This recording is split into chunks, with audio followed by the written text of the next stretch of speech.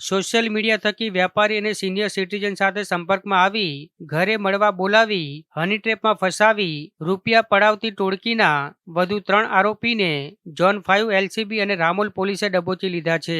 આ કેસમાં અગાઉ 3 આરોપીઓ પકડાયા હતા, ત્યારે હવે વધુ 3 આરોપીઓ રવિન્દ્ર હળવદિયા, ગીતા ગોહિલ અને નસરીન ઉર્ફે નાજ પઠાણની પોલીસે ધરપકડ કરી લીધી છે।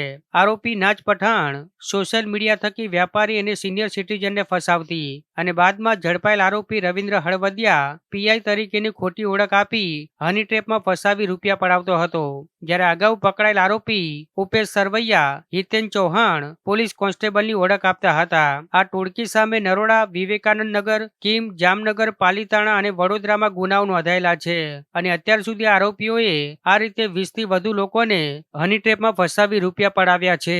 જો કે આ ગેંગમાં સામેલ હજુ 2 આરોપીઓ ફરાર છે, ત્યારે પોલીસે આરોપીઓની ધરપકડ કરી વધુ તપાસ હાથ ધરી છે।